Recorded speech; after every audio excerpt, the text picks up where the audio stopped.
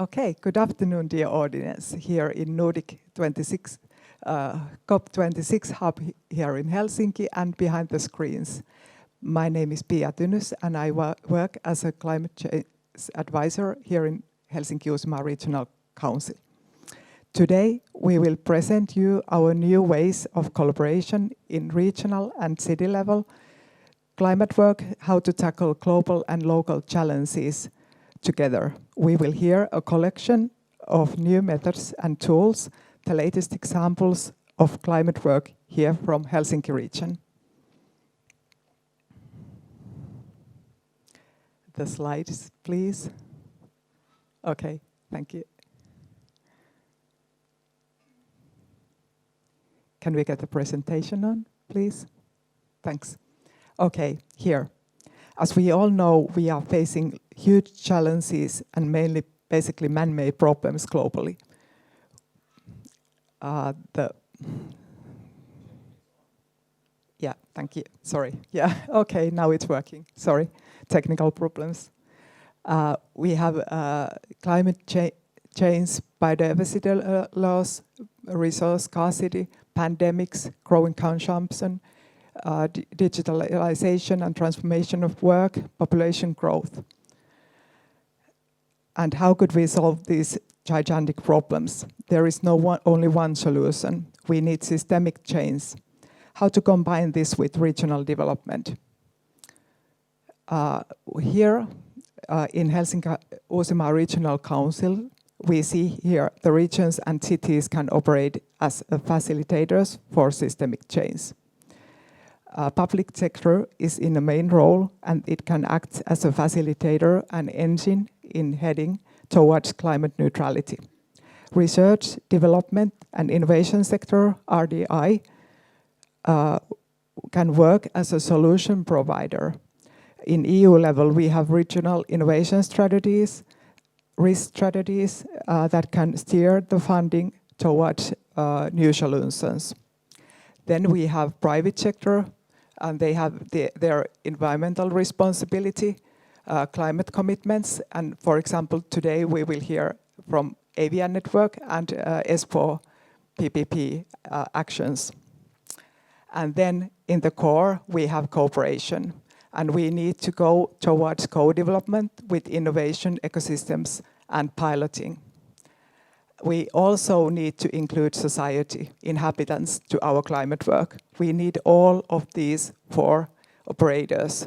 We will have climate pact, different kind of projects going on here in the region, like nudging, climate nudge project and civic panel debates and accelerator, which you will hear today also. And the limits. We have these planetary boundaries where we need to focus our operations. We have monitoring, which will tell us where will be the limits. And of course, we can measure our handprint, and today you will also hear from this. Here I will tell you a little bit about our regional climate work. We have a new roadmap, which was finished December last year, and in that we have followed our international targets. We have sustainable development goals, we have climate neutral EU 2050 target, we have carbon neutral Finland by 2035, and we also have our regional target from year 2017. And now we are discussing about tightening it towards 2030. And here you can see our emission sectors. Transport, district heating and electricity are the three largest emission sectors here in our region. And we shouldn't forget the consumption, because the consumption-based emissions are being calculated and they will double our emissions here in Helsinki-Uusimaa region. Here are our 6 focus areas of our climate work. We have climate smart land use and construction, smart and emission-free mobility, fast and fair energy transition, climate neutral circular economy, and sustainable consumption and production. And above all, we also have carbon concentration and emission compensation because it seems that we couldn't reach the very tight target. Here you can see our pictures of systemic change. First, smart land use and emission-free mobility.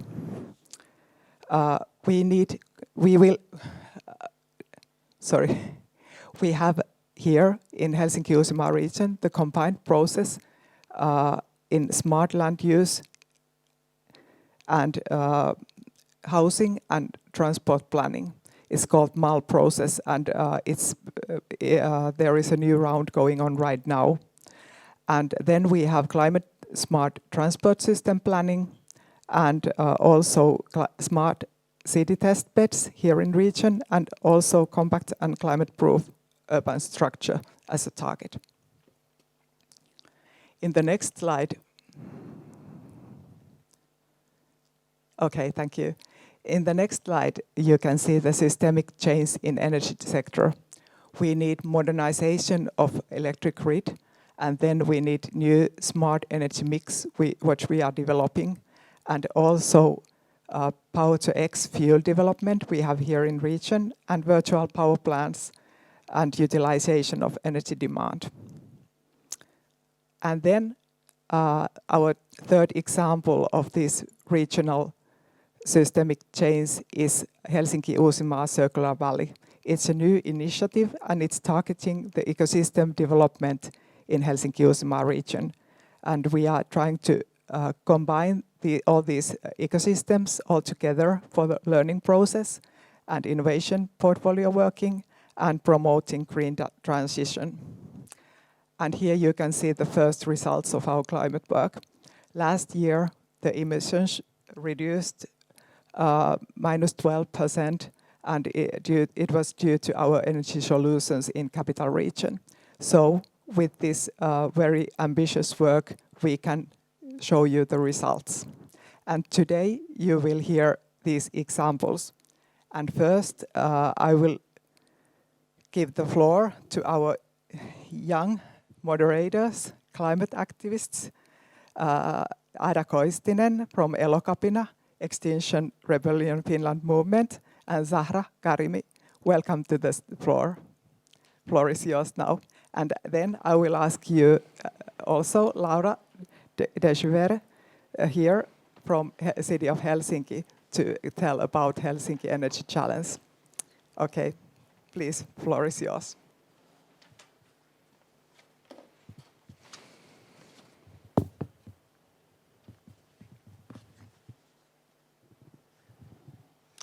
Hi everybody, very happy to be here. I will introduce you the Helsinki Energy Challenge, the very unique approach that we decided to take in order to find the best solutions to decarbonize our heating system. I will give you a little bit of background information, how we run the process and what we learned and what's happening next. Let's see if I have some slides here. Slides, please. Yeah. In Helsinki, we are committed to be carbon neutral by 2030. Previously, the target was by 2035, but in our recent city strategy negotiations, we decided to speed up the work with 5 years. That's something we are very, very happy about. Biggest sources of emissions in Helsinki currently are heating, traffic, and electricity use.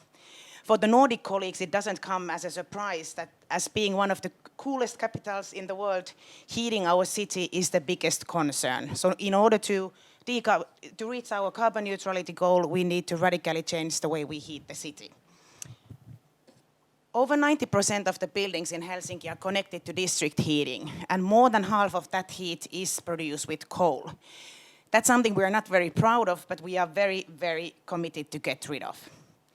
But what are the best solutions in the long run from the cities and citizens' perspective? We didn't know that, and therefore we decided to ask the innovators around the world to help us. We wanted to honestly announce, we have a problem, we have a challenge, please help us.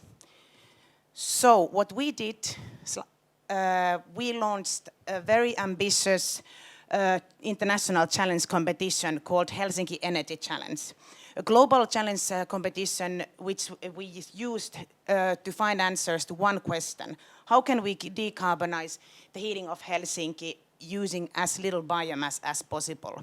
How can we get rid of burning fossil fuels without starting to burn massive amounts of biomass, which is not a sustainable alternative either in the long run?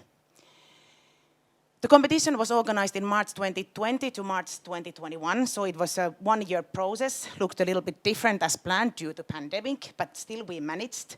And it was organized in two phases. First, we had an open application phase, during which whomever, wherever in the world could submit its first phase proposal. The only requirement that we set was that you had to apply in teams with minimum 2 team members, and we encourage to apply in more diverse teams, because we know it takes more than just engineers to solve this challenge. And actually we also evaluated the diversity of the team and its experience in this first phase of the competition. And we also set 7 important evaluation criteria. One of them, of course, climate impact, but also there were 6 other important evaluation criteria, because when you consider the energy investments and the energy decisions, it's clear that you need to evaluate also cost impact, implementation schedule, feasibility, and so on and so forth. We also published a lot of facts about our current district heating system, but that's it. We didn't want to limit the innovators in any way. We really wanted to give them free hand to come up with the game-changing solutions. And by the end of the application deadline, we were amazed about the number of proposals that we got and the amount of interest that we managed to create around the world. We got more than 250 proposals with innovators, with more than 1,500 innovators within these teams, and they were from 35 different countries from all around the globe.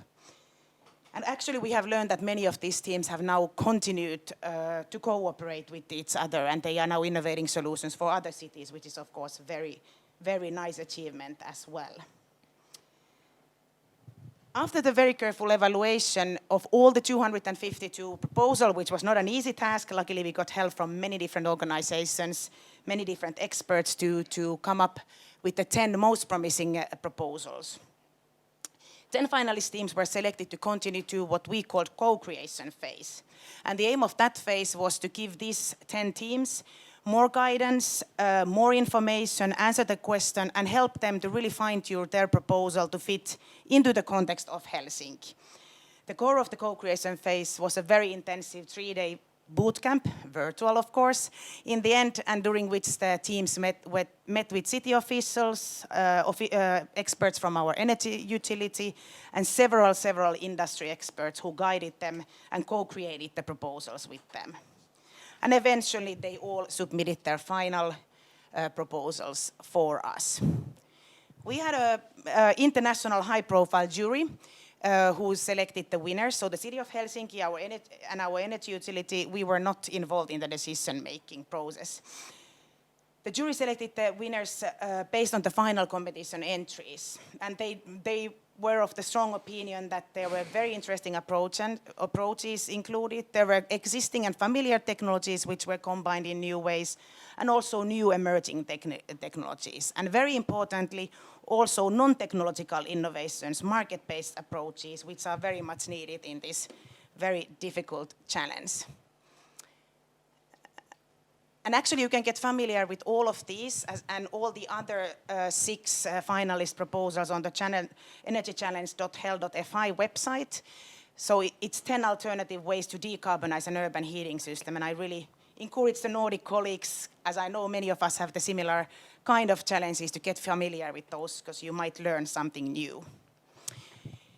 We analyzed all the 252 proposals that we got, and we know now that the emission-neutral heating can be reached without burning something. You don't need to burn something to heat a city.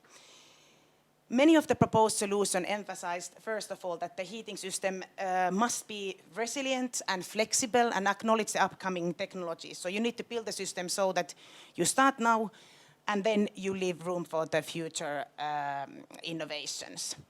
Somebody showing me the time, so I will not go through all the learnings, but I will mention still that after analyzing all the elements that the future heating system is built on, we did realize that the city needs to take much bigger responsibility on the energy questions. And we realized that we need to cooperate more closely with our energy utility and other players in the field. So we have now started to build a citywide roadmap to carbon neutral heating, where we try to recognize all the steps and measures that the city needs to do next in order to enable the implementation of these solutions. There is a lot that we can do to remove the obstacles, to force to act in a certain way, and eventually it comes to the question of land use and zoning and permitting processes. And this process is finalized by end of December, and then we are hopefully ready to proceed. Thank you. Thank you very much. And first of all, a warm welcome to everyone, and it is a pleasure to be here. Thank you once again for your presentation. I wanted to ask that what happens next? How will you utilize the learnings and bring them to reality? Yeah. So as I briefly mentioned that after analyzing the solutions, we recognize the 7 or 6 very important elements that will be in the future heating system. And we also understood that for the city of Helsinki, we need to cooperate more closely with the different players in the sector. So we have invited now these players to work with us on the roadmap, where the key is to really identify now the actions that the city has to do next to remove the obstacles, so the measures can be very, very different kind of going from the corporate governance for our energy utility, removing obstacles, permitting processes, land use, and so on. So that's the very important process that will guide us next. Yes. Thanks. Helsinki is committed to becoming carbon neutral by 2030. Finland's carbon budget that is set based on the Paris Agreement will likely run out in just about 3 years. That means that we are expecting others to do the job for us. And of course, we privileged people of the global north have historically made people in the global south bear the brunt of our environmentally destructive habits.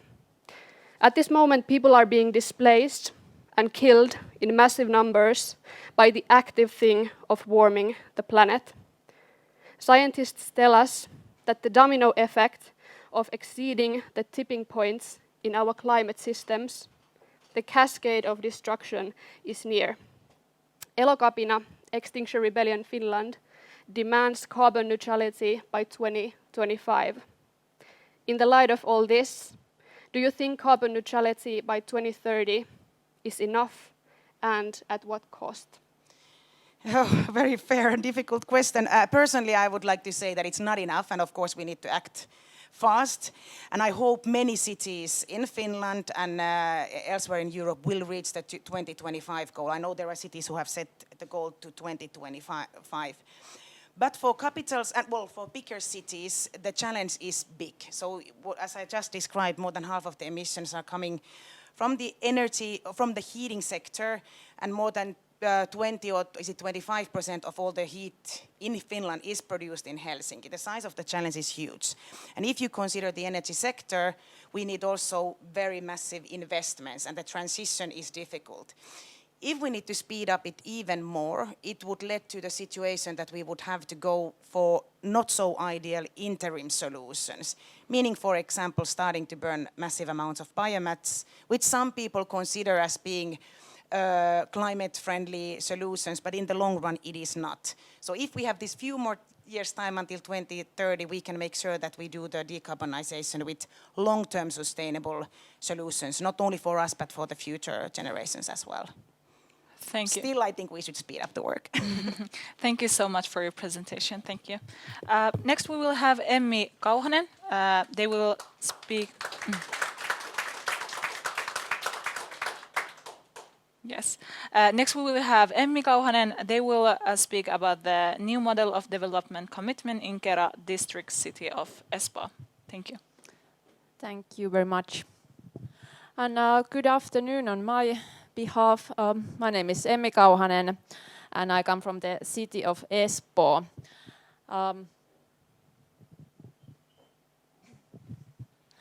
We have a lot of knowledge and a lot of information how to tackle climate challenges, but what is quite often the most challenging part is to commit to those actions. And today I will tell you a brief example how we have tackled this issue in a new developing area called Kera in Espoo. But first, briefly about the background. Espoo aims to be carbon neutral by 2030, and as the UN-chosen forerunner city, we are committed to reach all the SDGs by 2025.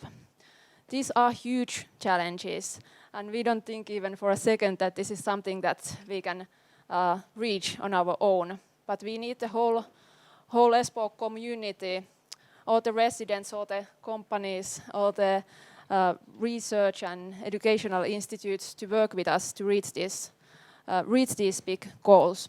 And for that, we need to create new kind of models for collaboration, and we need to seek new kind of roles in which we can advance the systemic change. Espoo doesn't have just one city center, but 5. And the area of Kera is located next to Leppävaara center along the railway. And it is an old industrial area that will be transformed into a residential and working area for 14,000 residents. And it's about 20 minutes by train from our neighbor city, Helsinki.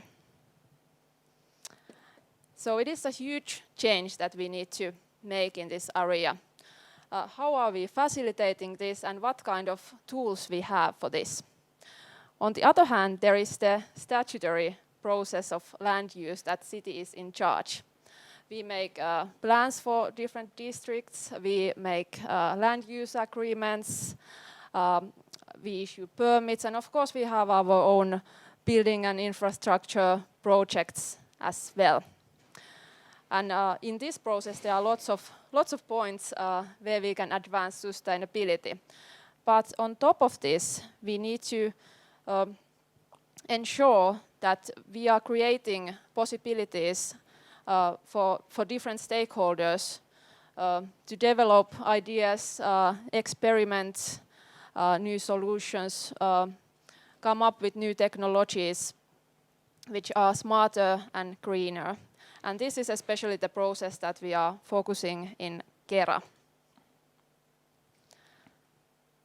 And as a result of this process, we have come up with a Kera development commitment.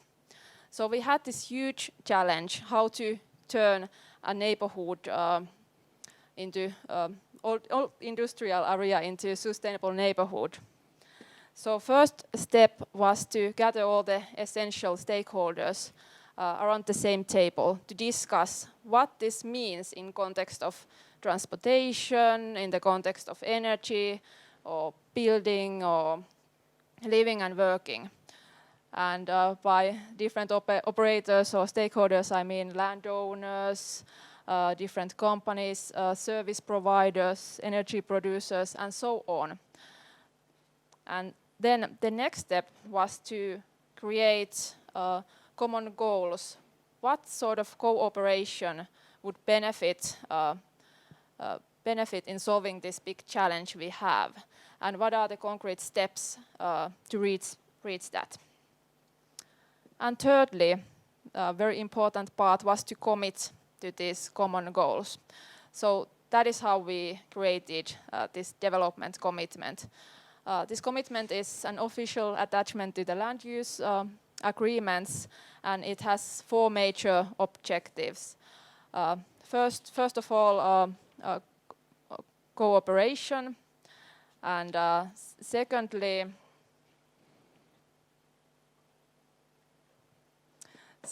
carbon neutrality. Thirdly, all these parties who have signed this, they have committed to try new kind of solutions in transportation, in energy, and so on in the area, through which we can cut emissions. And as the result, we hope that Kera can work as an example of sustainable neighborhood in future.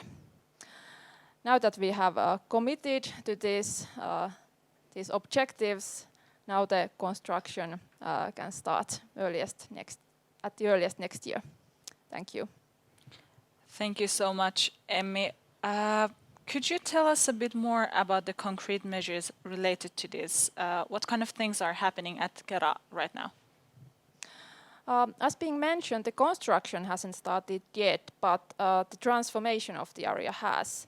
So there are these old logistic halls that would otherwise be empty, waiting the area to be constructed. They have opened for the temporary use for the time being. There are lots of different sport activities, urban food production, cultural events, through which we can create the basis for the community in the area.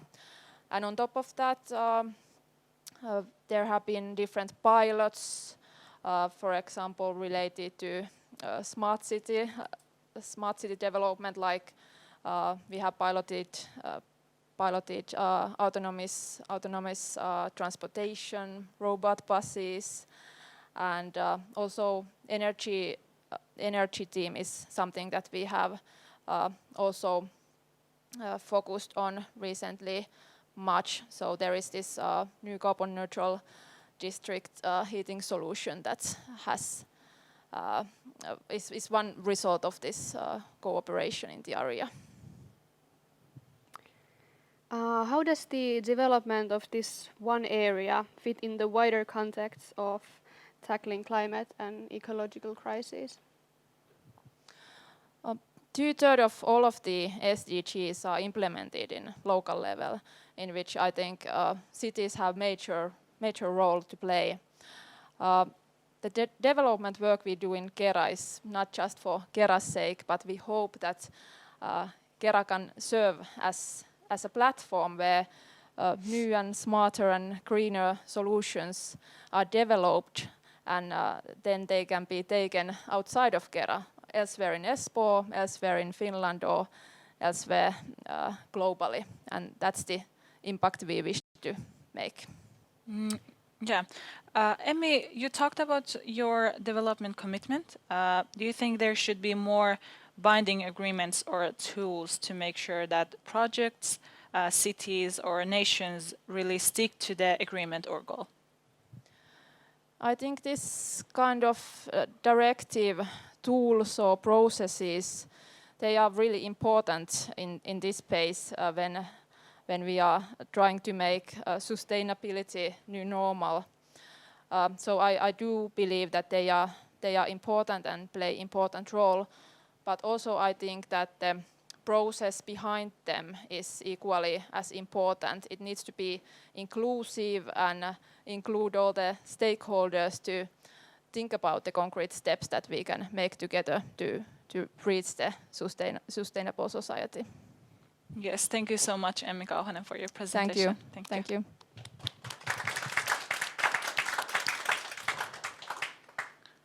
And next we will have Mikko Viinikainen and Ulla Ruuskanen. They will tell us about the Obvious Networks Green Deal manifesto towards climate neutral airport area 2030, and they're from City of Vantaa. Welcome.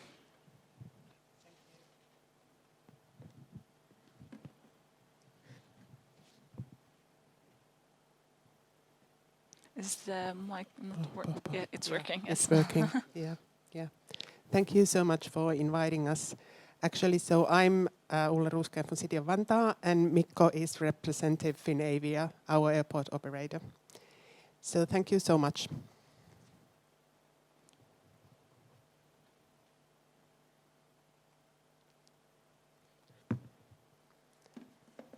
So we will present our Green Deal manifesto. So Avia Network is a consortium consisting about 30 different stakeholders having an interest towards the Helsinki airport or Aviapolis city, or other reasons to be with us. So we have companies, but we also have like academia and different other stakeholders.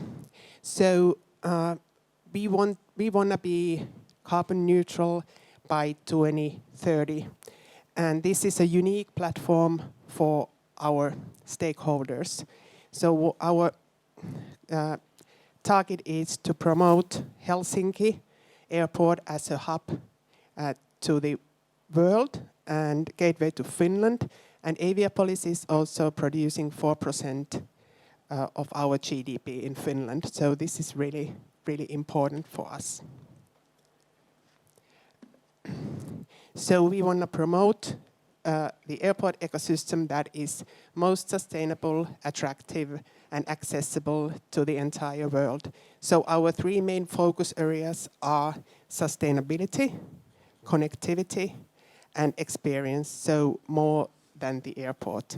And with this corona crisis time, we have had a pleasure that the investment program is still going on, and we will be having a new elegance of the Helsinki airport pretty soon.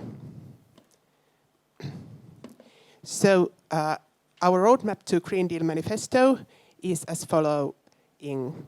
So we made a vision work already in 2019 with the Innovation Fund Sitra, and there we found the key target to be sustainability.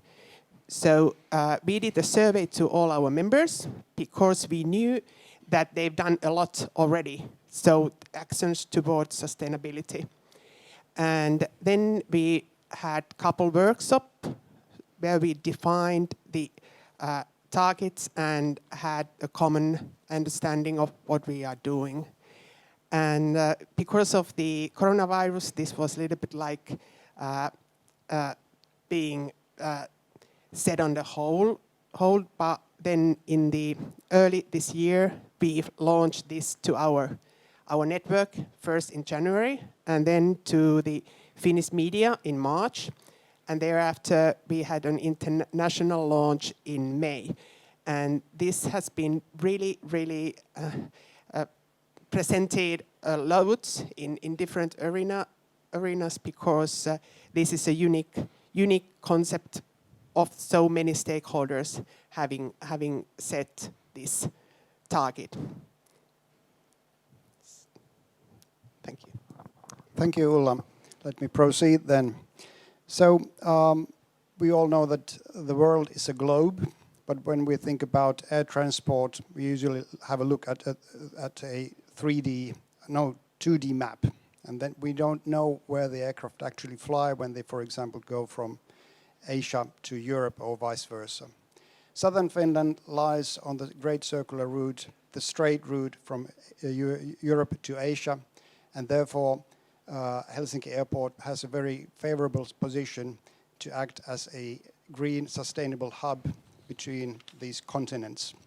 This is compared to the hubs more to the south from Europe, like in Middle East. If you fly through Middle East to Asia, the flight distance is even up to 40% longer, meaning 40% more emissions and energy consumption. No airport can work alone.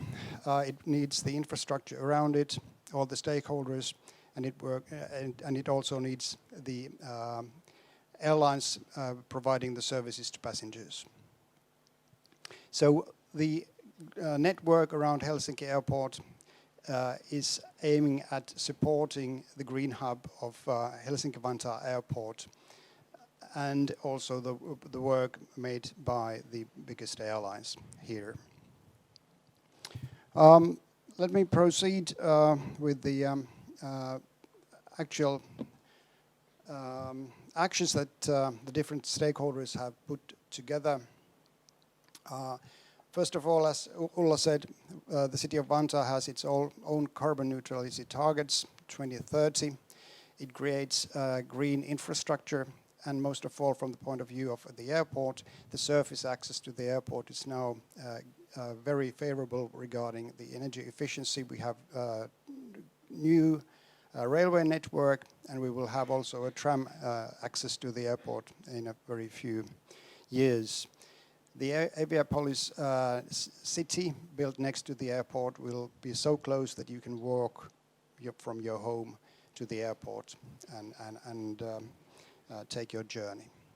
Finavia, the airport operator, has its own activities already today as carbon neutral, and we are aiming at being net zero carbon in our own emissions in a few years.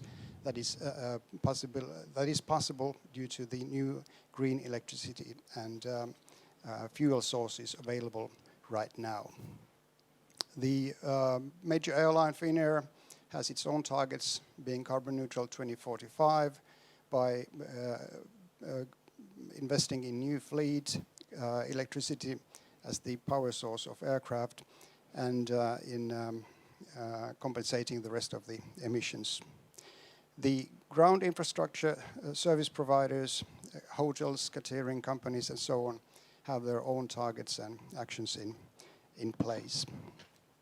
And all this work is done with a large number of stakeholders seen here on the screen.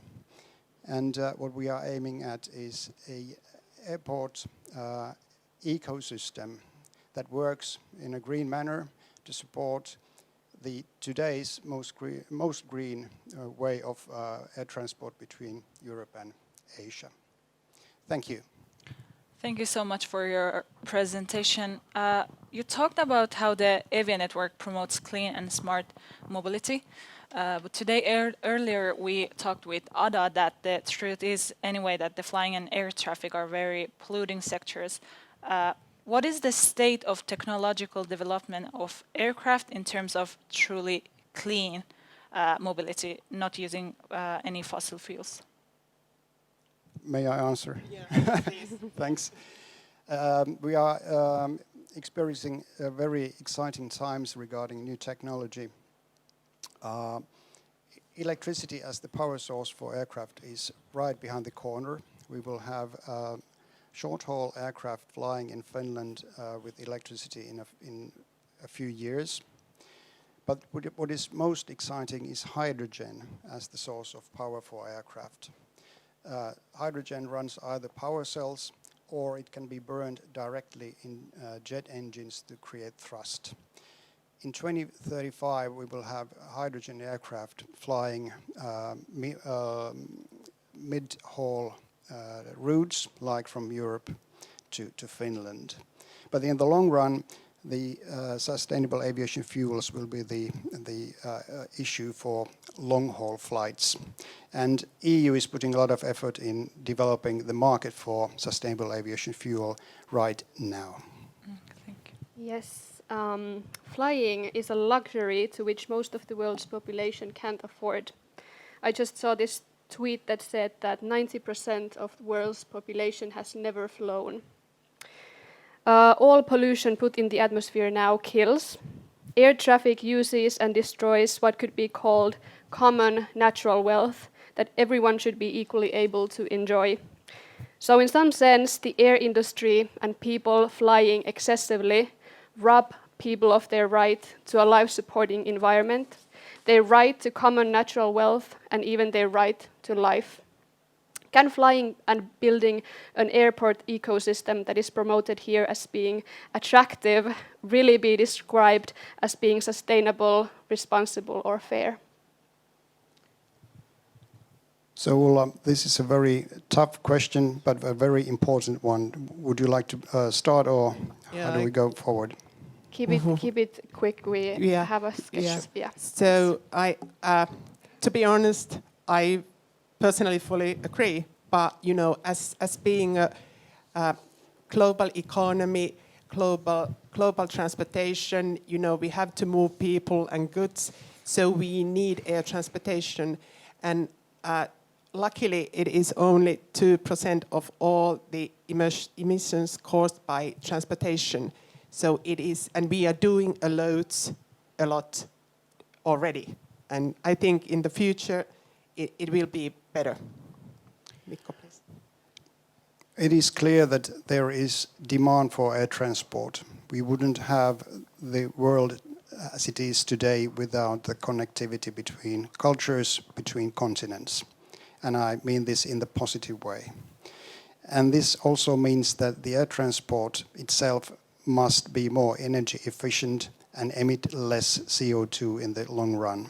So therefore the technological developments that I referred to earlier must take place. And also the governments need to make sure that there is enough innovation funds available to create the new technology and put it in place. So the air transport industry needs to do better. Yes, definitely. Yes, thank you. I think this is a topic that we might need more time for, but thank you so much for your presentation. Thank you. Thank you. Thank you so much. Next we will have Sanna Päivärinta and Michael Lettenmaier. They will tell us about the accelerator of sustainable living and the city as an enabler of sustainable everyday life, and they're from the city of Espoo. Welcome. Yes, and if possible, try to keep it with the minutes we agreed, so we stay on the schedule. Thanks. Yes, and we start with the video. Yes.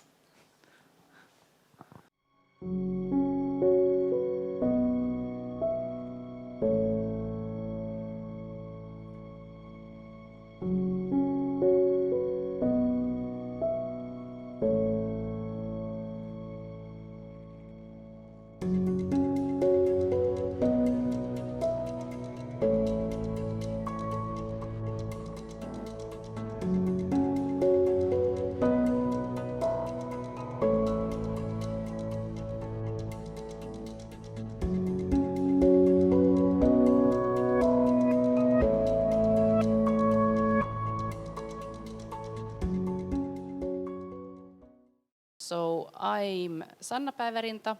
I come from the city of Porvoo and I work there as a sustainable development expert.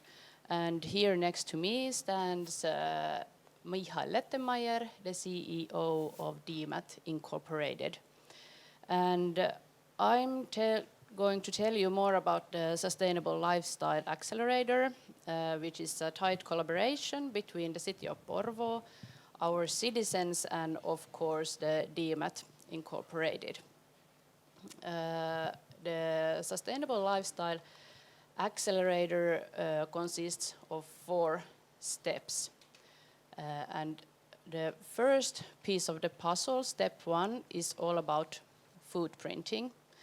So when the private households join the accelerator, they fill in a questionnaire and they get to know their current carbon and material footprints. And the expert from DMAT Incorporated, they calculate the data. And as we move forward in the accelerator, we come to the second piece of the puzzle, step 2, where the households focuses on the 1.5 degree puzzle, also known as the climate puzzle. And with the help of the puzzle, the private households fill in the gap between their current carbon footprint, in the picture the white line, and the target for 2030, the orange box in the picture. So they choose actions and they fill the gap. And what they are actually doing, they are building a roadmap for 2030, and they take the actions and they put them on a timeline. The next piece of the puzzle, step 3, is all about experimenting the actions. So the households, they choose a few actions from their plan for 2030, and they are experimenting the actions in their everyday life for a month. And we also invite local companies to join the accelerator, and the companies offer the households different kind of offers that help the households with their tasks, the sustainable lifestyle. An example is, for example, an electric bike. And after the 1 month experimenting period, we come to the last piece of the puzzle, step 4, and it's the results. And here I show the results for this year's accelerator.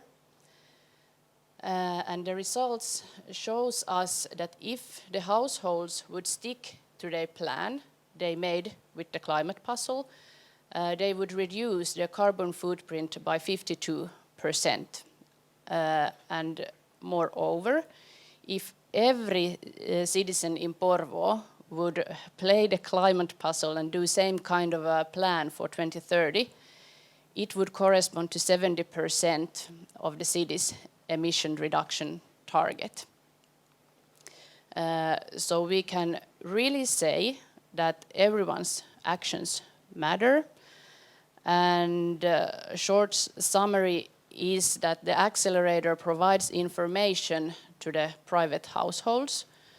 And with the accelerator, they also get an opportunity to familiarize themselves with the sustainable lifestyles, to get to know what the sustainable lifestyle is all about. Thank you. Thank you so much. I want to ask that why did the city decide to do this, to start this project? That's a good question. The city of Porvoo has an own climate goal. We target for carbon neutrality in 2030, which is quite common in Finland. And we realize that it's not enough if we as an organization are carbon neutral. We need others. It's not enough if we do actions. It's important that we do actions. We make it possible for the citizens to live a sustainable lifestyle, but that's not enough. We need the companies with us, and we need also citizens so that we reach the carbon neutrality. And maybe another thing also, maybe even more important, that when we work with the private households in the accelerators, we also get information. So the city gets information what is still needed in order to live a sustainable everyday life in Porvoo, what is still missing. So we can consider that when we are developing the city.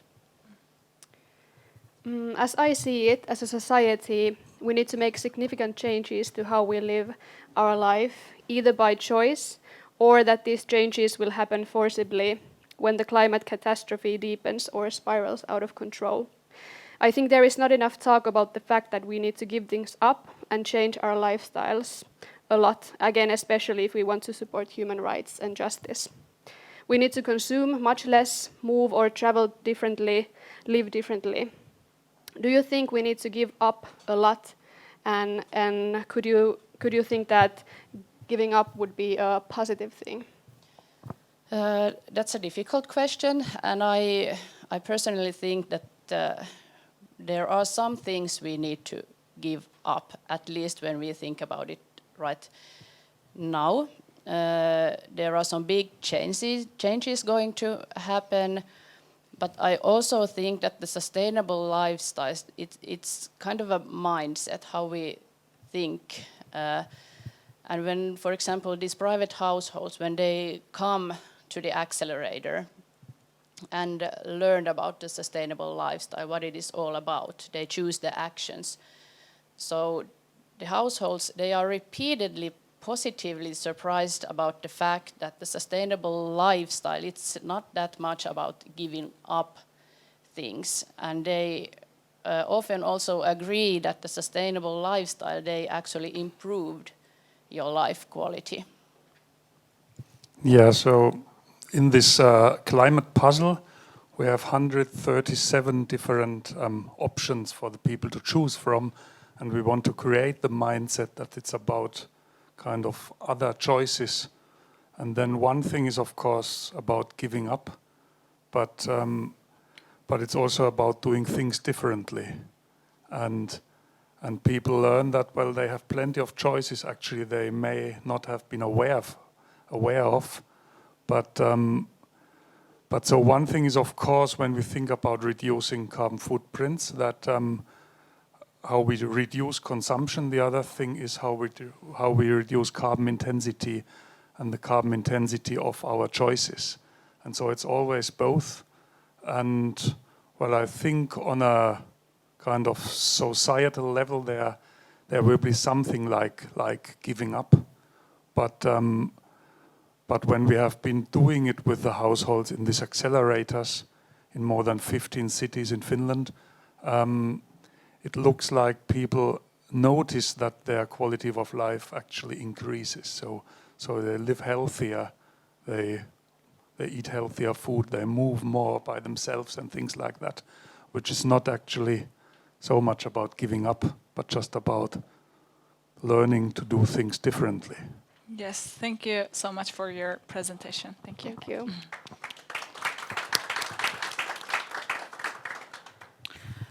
Next, we will have Aino Hatakka. They will talk about low carbon district tool, Helsinki Region Environmental Services Authority. And this time we will also start with a short video. Welcome. Towards a low-carbon district. The low-carbon district LCD planning tool introduces a set of criteria and concrete measures to achieve low-carbon development in urban planning. It consists of 4 sectors: land use, housing, mobility, and services and livelihoods. These sectors have been examined through 4 cross-case sustainability themes: climate change mitigation, climate change adaptation, circular economy, as well as social sustainability and health. More than 70 action cards offer a learning path for planners, managers, clients, and other stakeholders. Get familiar with the LCD planning tool. Implement it into your collaborative planning from the beginning of the process. Create a dialogue between stakeholders during the planning process. Prioritize measures and levels. Build a roadmap. Identify responsibilities for implementation. Create sustainable and livable urban areas with LCD planning tool. Share, discuss, and develop together. lowcarbondistrict.com.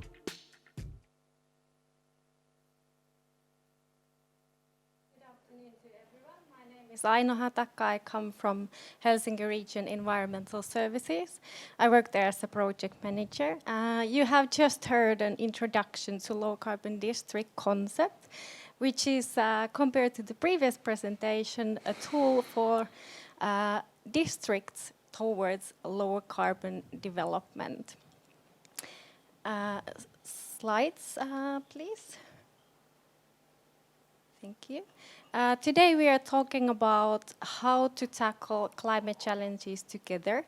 The LCD concept has been developed in cooperation, in international cooperation, among 8 metropolitan regions, and also in local cooperation, bringing together expertise from different planning sectors and from different organizations, and creating commitment towards low carbon development.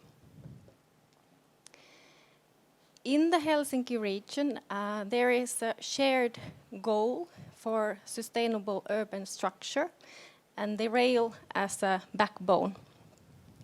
In the region, we have around 80 stations, and the growth of the cities is directed to areas with good public transport accessibility. Last year, 55% of new housing were located on a 1 kilometer radius from a station. The low carbon district tool includes 70 measures to transform cities. And how do we do that? Well, first of all, we need a regional sustainable urban mobility plan. We need to improve multifunctionality and energy efficiency of buildings. We need to look at possibilities in circular and sharing economy. For example, new constructions creates a lot of CO2 emissions. We need to improve low-carbon city logistics, have smooth trip chains and last-mile services to make trips as smooth as possible, improve bike and ride, shared vehicles at stations, also park and ride. Improving the walking and cycling environment and routes. Plan the areas with efficient and mixed land use. And also aiming to support change of behavior. So this is the way how we can transform urban station communities towards low-carbon development. Thank you. Thank you so much, Aina, for your presentation. How does this vision translate into reality? That's a good question. I think it starts with acknowledging the sense of urgency so that we can join forces, as we have seen many examples today on how to build coalitions on a local level. And this LCD tool is there to support this kind of local participatory development and to support the cities in their urban planning and support how also it is discussed between the different planning sectors.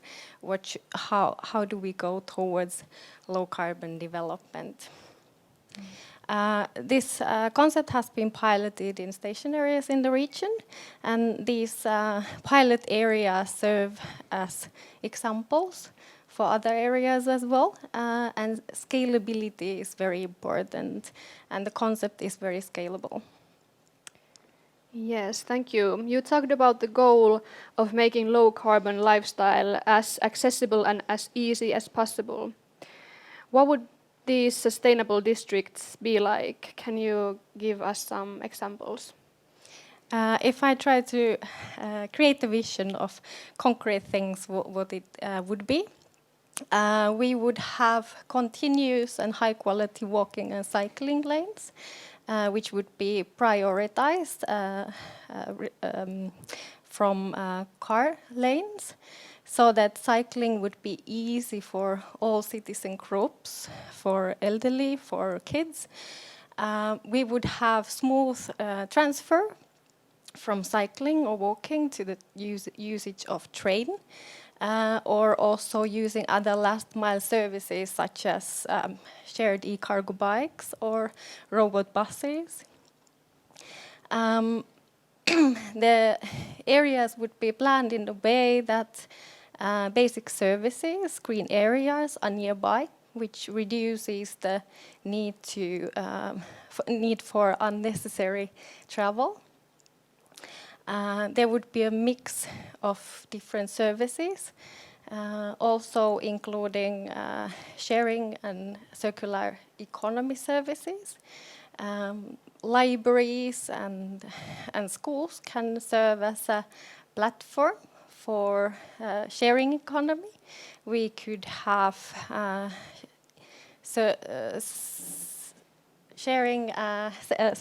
recycling shopping center even, or different spaces for small businesses, like clothes rental places, or a place where you can rent tools or repair services, or there's a variety of services we could have in this sector.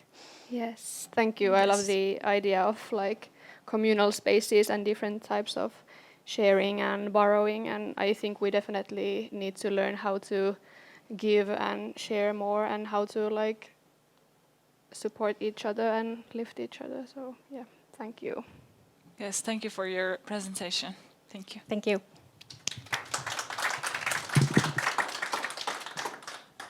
And next we will have Jouni Tuomisto. They will talk about Causal Watch and Causal Paths, a monitoring tool for climate actions and scenario tool for accessing and visualizing climate scenarios. Welcome. Thank you.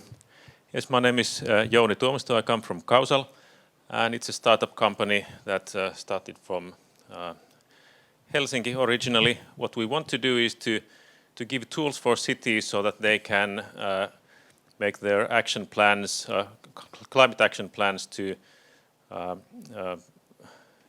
into actions so that it's accurate, accountable, and transparent. Here on the slide you can see some of our cities that we are collaborating with. There are also others than cities, so like the Helsinki Regional Environment Services and the ministry. So we want our tools to be used also in other places than cities. The problem that we are solving, the whole thing started from Helsinki when Helsinki had this quite ambitious climate action plan, and they realized that it's really difficult to actually implement the action plan because there was a lot of communication between city departments and a lot of data collection and informing and making people to feel that they are part of a bigger project, and they thought that now we need a new tool to make all this happen, to make the communication between these people. And then in Helsinki they started to build this tool which we called Kausal Watch. Originally it was called the Helsinki Climate Watch. That's the basic idea. So it's an online tool that collects all the necessary information from different parts, mostly from the civil servants of the city, but also from researchers. And the idea is that everyone can see the same information, so the politicians and the citizens, so everyone can see what's going on with the climate action plan. So our solutions there are actually two parts. The original part is the Kausal Watch or the Climate Watch, which is about monitoring and helping the collaboration within the city and to implement the action plans with multiple stakeholders. And here are some of the key properties of that tool. So it's basically about collecting and sharing information and giving reminders to people that, hey, you are responsible for this action, you should report or you should do these and these things, and please tell what's going on. And then on the platform you can see these kind of summary tables like the one on the slide, showing what's going on with each action. Then we have another tool called Causal Paths. So the paths come from the idea that we need to have some kind of route or path to the future. So it's a scenario tool about visualizing and examining different possibilities to reduce carbon emissions. And the idea is that it's based on scientific information, and it has the ability for the users to see what's going on and change the input data there. So there's a screenshot of the tool. So kind of you start from the trend of emissions, and then you can go into details of emissions, and then you can also change the input data. Like on the next slide you can see the kind of the outline of the different actions. You can turn actions on and off, and you can do more of the stuff like put more solar panels or do less of something else. And the tool will immediately show what happens if you choose this set of actions. So these two tools are kind of helping cities to work on the climate issues and improving the action plan so that it's ambitious enough to reach the targets. Thank you. Thank you so much for your presentation. I wanted to ask that how costly is it to start using Causal Watch or Causal Path? Does profit still come before actions that would do the most good for the climate? Well, we have tried to make this cheap enough for all cities and also smaller municipalities to start using. So it's a few hundred euros per month for a small municipality, and it's based on the size of the city. So because bigger cities get more added value, so I think it's fair that they also pay more. About the other question, whether the profit comes before the action, the whole thing of this causal, it's a spin-off from Helsinki city, because we realized that if we want to scale the tool, so if we want that many cities and many municipalities use the tool, the city of Helsinki won't do it. So we must have another organization that spreads the word and spreads the use of the tool. And we thought that the best way to do this is to create a for-profit company which collects money to spread the tool further. And of course we want to make profit, because we all quit our day jobs, so we want to survive ourselves, but also we want to get more resources to scale this up and get more things done. Yes, thank you. Who can access the Causal Watch? It would be great if citizens could follow where the municipalities are with their climate plans, so then it could be easier for them to know where to put pressure and how to design campaigns and direct action, etc. Yes, I quite agree. We wanted to make this very open, and so all the information that is there is visible for the citizens, and also the visible for other so people from other cities as well. So you can go and check what's going on in Helsinki or in Tampere or in Viitasaari. So they are all using Causal Watch. So you can also not only check what's going on in your own municipality, you can check good ideas from other cities and then contact your people in your municipality and say, hey, did you know that Viitasaari has this great idea? Let's do it ourselves. So we want to be very open.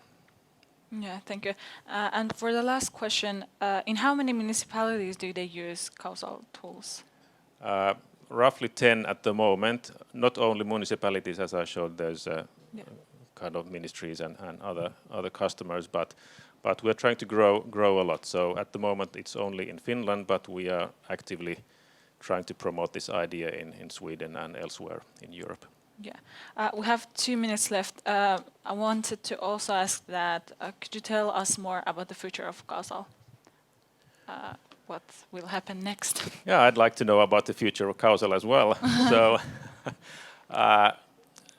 what we are trying to do is to sell this idea to many new cities, because we have lots of ideas about how these things could be done better, but we need more resources to develop those new functionalities, and we cannot do that unless we get funding from the first customers.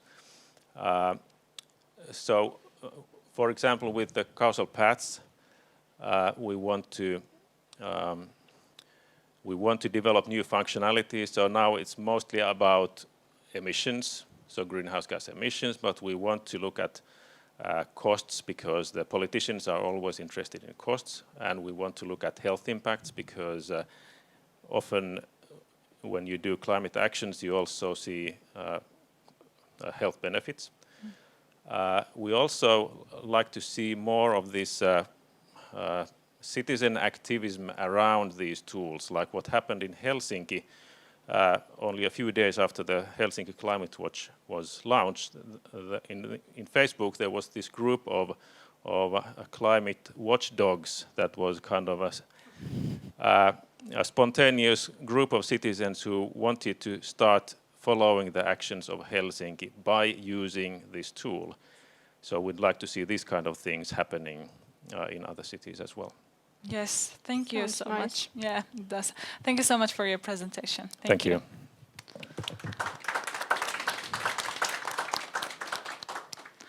Next we will have Sari Siitonen. They will tell us about the carbon handprint method for solution developers from Climate Leadership Coalition. Welcome. Thank you, and good afternoon for all of you. My name is Sari Siitonen, and I'm coming from CLC, or Climate Leadership Coalition. Climate Leadership Coalition is the biggest climate business network in Europe. So we have 87 members, big companies, small companies, cities, and also universities. For example, City of Porvoo and City of Espoo are members of CLC. So can I have slides? Thank you. And I will tell you about carbon handprint methodology that is developed by our member organizations, and CLC has had a leading role in that development work. You probably have heard about carbon footprint, that is negative climate impact of products or companies. So it's telling how big is the greenhouse gas emission. This carbon handprint is positive climate indicator, so it's telling the benefits what the product or service can provide to others. So for example, if the company is developing the solution that have a positive carbon handprint, that helps its customers to reduce their greenhouse gas emissions. So that behind of this concept is the idea for having a bigger impact and helping others to reduce their emissions. And for example, what companies can benefit about this concept? So many leaders, business leaders, they are including that carbon handprint in their strategy, and they can set targets to increase positive carbon handprint. And they also can use this as a tool for improving their business and do renewal. And so they will get information from the competitors when they compare their own solutions to the other solutions in the market.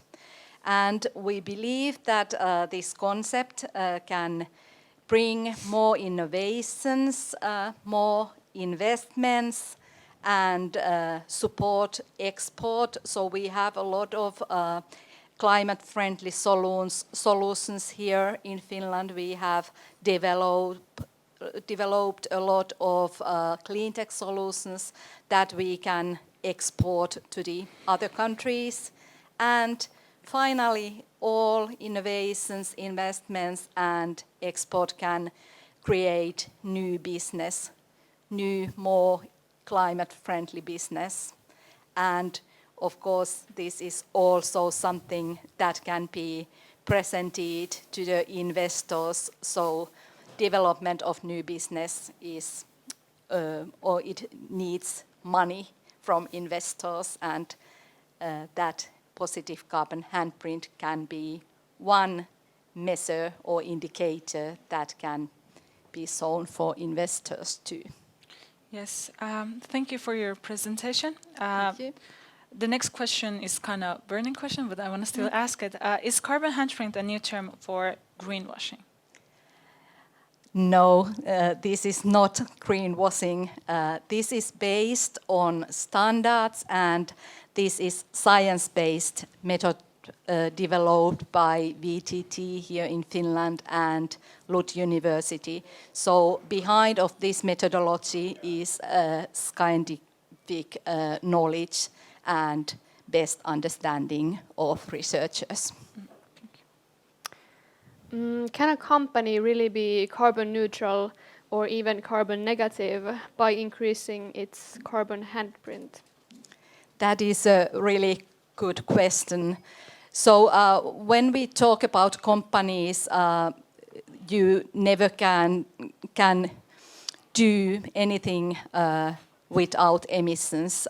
When companies producing its products, every time there will be emissions. And one aspect is that companies need to decrease or reduce their own emissions. And the other issue is that how they can help others to do the same. And then their products and services is the answer.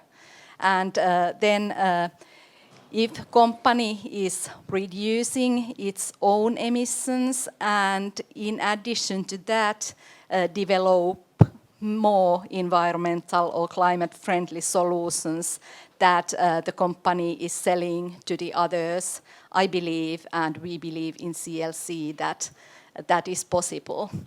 And I have a couple of examples. In Zero Emissions Day this year, 21st of September, we gave an award to a company who had developed one very impressive new solution.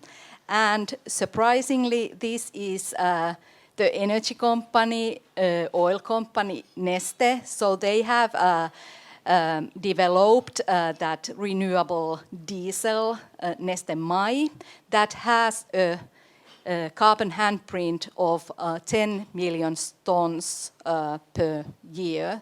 So that is also 20% of that, those emissions here in Finland. And another example is very interesting new startup, Spinnova.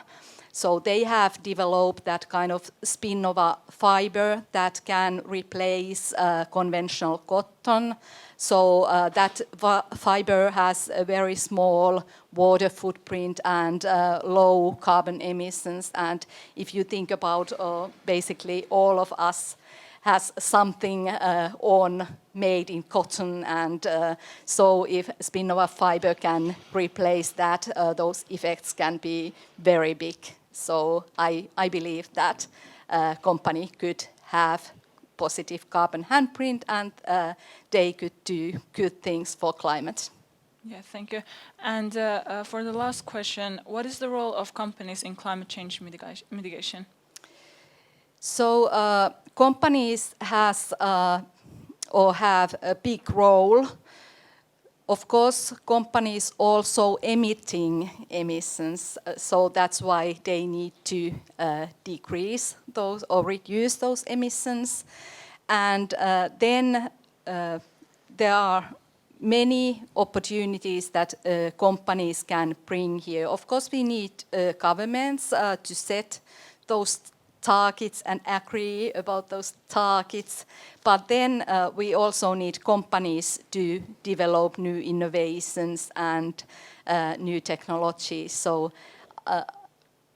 there have to be new ideas. And for example, one of our member companies, Vestas, they are developing wind power. So basically we need energy for all things we do. And if we can replace fossil fuels and fossil-based energy with wind power and solar power, so we could have big impact. Yes, thank you so much for your presentation, Sari Siitonen. Thank you.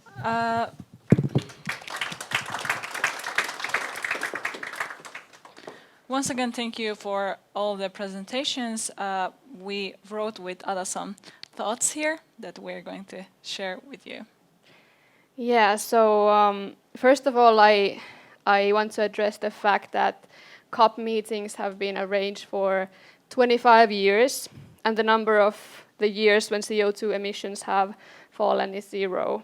So I think this is outrageous. And we have gotten basically only deeper in the crisis. There are reports that say that at least 500 fossil fuel lobbyists have been admitted to COP, representing over 100 fossil fuel companies. I didn't have high expectations for COP26 either. As I see it, there are a lot of performative and greenwashing vibes in these meetings that are extremely harmful. In my view, we thus need regular people, grassroots pressure, civil disobedience, and direct action to give the will to implement the practices and changes that are also already available but not implemented yet. Yeah, but anyway, we do appreciate that we got the chance to get familiar with some of the new solutions and tools for tackling the climate and ecological crisis. It's great that new ways of coming together and cooperating are being thought, visualized, incubated, and hopefully realized. We need to come up with the best solutions and tools and share them freely with other regions and states. We need to be ready to give and share. I would also like to mention and pose a question for all solution and tool developers here to ponder upon. Have you ever worked or considered working with indigenous communities, peoples, and nations? For example, with the Sami, the only indigenous people within the European Union area. Indigenous people protect 80% of global biodiversity, even though they comprise less than 5% of the world's population. Yeah, I think we seriously need to think about whose voices are being heard, whose well-being, cultures, and survival are being centered, who we think of as heroes who save the world. We need to center Black, Indigenous, and people of color voices in the environmental struggle. They face the consequences in the forefront and have contributed to this crisis the least, if at all. Have you considered putting yourself more in the background and giving space to those whose views and expertise we need and should appreciate? Yes. This project presented vaguely illustrates some kind of future we are heading for, maybe, and this feeling I get here varies from what I have gotten out of several leading scientists talking about upcoming years and decades. When we talk about the future, we need to address the lives lost already and the suffering happening at the moment. According to this article, Future of the Human Niche, with warming of 2 degrees, we can expect that around 1 billion people need to leave their home due to the climate and ecological crisis. And they say this is inevitable even if we could reach net zero today. They say we can expect this to happen within about 10 to 20 years from now. And this means global economic and societal collapses, violence, and pain. And I think this is something that we lack when we talk about climate crisis, like the real implementations and manifestations that it gets, and we need to be real about it. Yeah, and we need huge, fast, and structural changes. We can't afford to place our attention on small and cute stuff if it pulls the attention away from the larger structural issues and the bigger picture. We need to constantly think about global justice and power relations and implement it in our actions and plans. I want to see revolutionary plans, tools, and action, for we are in a place where anything less leads to unimaginable chaos and suffering and possible extinction of the human species among countless other species we exploit every day. I want to see people, you, speaking fearlessly and realistically about these crises and solutions, for we lack that everywhere. I also want you, us, to take risks, because what really is risky is doing small, reformistic, band-aid type of things. I would also like to see all of you in the streets. And thank you for having us. Thank you, Ada, for moderating with me. And let's welcome Pia.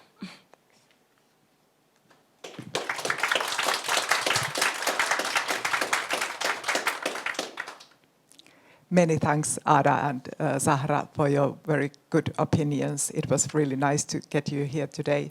And many thanks also for the all presenters, cities and companies. Thanks for coming here.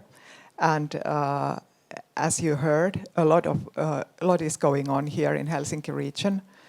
And we would like to share our experiences wider on and move on from competition to collaboration.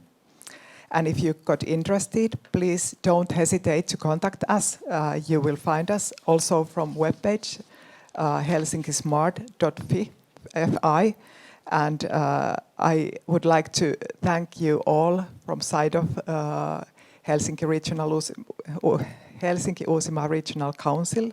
And I wish you a good afternoon from Nordic Hub Helsinki. Thank you.